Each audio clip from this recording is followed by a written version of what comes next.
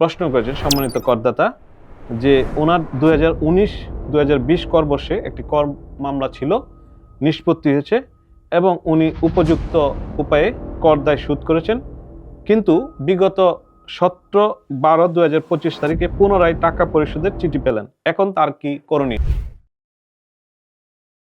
বিসমিল্লাহির রহমানির রহিম।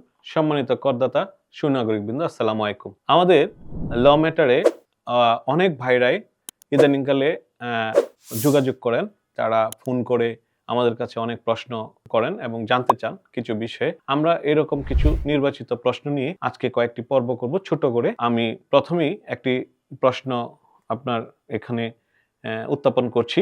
এক ভাই প্রশ্ন করেছেন সম্মানিত করদাতা যে ওনার 2019-2020 কর বর্ষে একটি কর মামলা ছিল, নিষ্পত্তি হয়েছে এবং উনি উপযুক্ত উপায়ে কর দায় শোধ করেছেন, কিন্তু বিগত 17/12/2025 তারিখে পুনরায় টাকা পরিশোধের চিঠি পেলেন। এখন তার কি করণীয়? হ্যাঁ, এই বিষয়টি ইদানিংকালে খুব ঘটছে এবং আমরা যারা আয়কর উপদেষ্টা হিসেবে কাজ করছি বা করদাতা আছি, তারা ইতিমধ্যে এর সঙ্গে পরিচয় হয়েছে। এটি এনবিআর এর রেগুলার কর্মসূচির অংশ।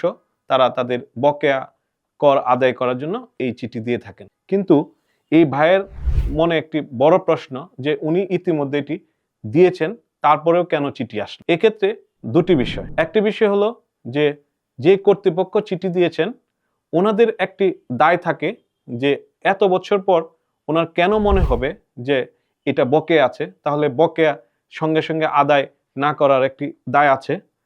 আর দ্বিতীয় বিষয়টি যেটা, ওই ভাই যখন তাকে pay order, account pay cheque বা চালান দিয়েছেন, তাহলে কেন উনি এই পে অর্ডারটা ক্রেডিট করেননি, মানে এটা জমা হয়েছে মর্মে স্বীকৃতিপত্র দেননি?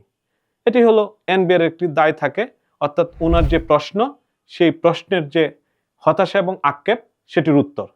আর যদি আমি আরেকটি বিষয় বলি, যে যেহেতু বলেছি যে এই ভাইয়ের কি করণীয়, সেই করণীয়টা হলো যে আমরা যারা করদাতা আছি বা কর উপদেষ্টা আছি, আমরা প্রায়শই চেষ্টা করি আয়কর রিলেটেড গুরুত্বপূর্ণ নথি হিসাবে এই কাগজগুলো সংগ্রহ করে রাখা। যেহেতু আমরা এগুলো সংগ্রহ করে রাখি, এখন কর বিভাগ যেহেতু চিঠি দিয়ে ফেলেছে, আমাদের কাজ হলো সেই কাগজ দিয়ে প্রমাণ করা যে আমি এটি আপনার কাছে দিয়েছি, এই যে দেখুন প্রমাণ। এবং ক্ষেত্র বিশেষে অনেক সময় যে তাদের স্বাক্ষরকৃত অর্থাৎ পেয়েছেন এই মর্মে অনেক সময় ফরওয়ার্ডিং থাকতে পারে। অর্থাৎ যে ভাই আমাকে চিঠিটা দিয়েছেন, যে উনি অনেক পুরাতন একটি চিঠি, দিনের চিঠি পেয়েছেন অনেক বছর আগের, সেই ভাই যদিও হতাশা এবং আক্ষেপ নিয়ে কথাগুলো বলেছেন, কিন্তু এই মুহূর্তে ওনাকে অনেকটা বলা যায় এভিডেন্স অ্যাক্ট অনুযায়ী বার্ডেন অফ প্রুফ, অর্থাৎ ওনাকেই প্রমাণ করতে হবে উনি দিয়েছেন। তাই সবচেয়ে ভালো হয় উনি এই কাগজগুলো যদি ওনার কাছে থাকে, তাহলে এই উপযুক্ত প্রমাণটা প্রদর্শন করা। পাশাপাশি আমি আমার এই চ্যানেলের মাধ্যমে এনবিআর এর দৃষ্টি আকর্ষণ করব, আপনারাও এই বিষয়ে যথেষ্ট আন্তরিক হবেন, কারণ এতে করদাতাদের কাছে মূল বার্তা যায়।